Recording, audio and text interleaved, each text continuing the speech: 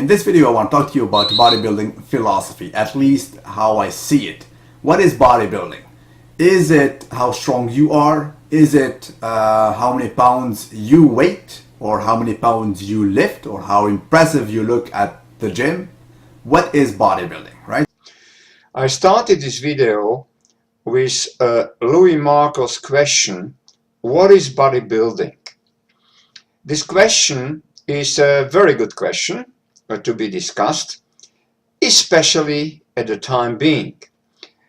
I agree with Luimarco in principle, but I think that the main answer to that question is situated also in some other points. Let's think together about these other points. Bodybuilding originally was invented on the basics of the Greek philosophy of life, which was putting an accent to body development in the same way as the intellectual development, which was a very good and first concept in order to get a good life, a healthy life. When somebody is deciding to do bodybuilding workout, first of all, he must, according to me, answer and decide about two questions. Would I like to train bodybuilding for the beach and the girls? Or would I like to train to do my workout for a life way of living, which means for a very, very long period of time, practically during the whole life. Once you answered that question, everything is clear. Bodybuilding must be, for all who are training, a way of living and for the whole life. And not the weights, not a very quick development is the real scope of bodybuilding. It's not a scope of starting to lift weights. The scope is above all a planified, slow progression. First of all, it must be in the first period of couple of years, and first muscle gain. Later, one must concentrate more towards the muscle quality, and still later it must be a workout, daily workout, daily I mean 3, 4 or 5 times a week, to keep the fitness and the muscle quality always at the roughly same level. It's simply nobody can be bigger, and you know about that from many videos on the internet. Nobody can be bigger as his genetics are allowing him. Everybody from us has genetic limits, and these limits are valuable for they are concerning not only the whole body but also each one muscle. Somebody has great genetics for chest, another one for shoulders, because he basically already has large shoulders. So genetics are dictating your limits, and you can go over that limits only with a chemical process using anabolic steroids, which are able chemically to overgo a certain level of your physical aspect. But this is already a medical chemical help which can be very, very dangerous, because you are taking like a medicament in a situation when you are healthy, which no doctor can consult to you. Now, doing reasonable heavy weight as a technique in bodybuilding is not so necessary, because heavy weights or too heavy weights are bringing you injuries in the long run, and are bringing you mental saturation. These two aspects are forbidding you to train your workout for many, many long years, practically whole life. So what you have to look for in your workout is reasonable heavy weight, but for a perfect technique.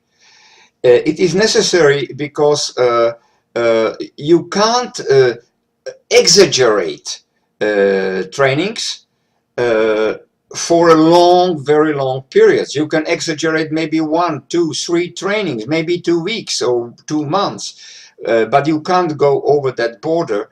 And in that 2 months or 2 weeks, you can get an injury where you have then 3, 4 weeks of doing nothing. So you have get to the gym every day with a reasonable will to train and being excited about your workout, but not in the wrong way. I always took the big pro bodybuilders, even if under anabolics, as an example for my trainings, because they trained usually with a very good technique, and the composition of their exercises was on a certain high level because they experienced that.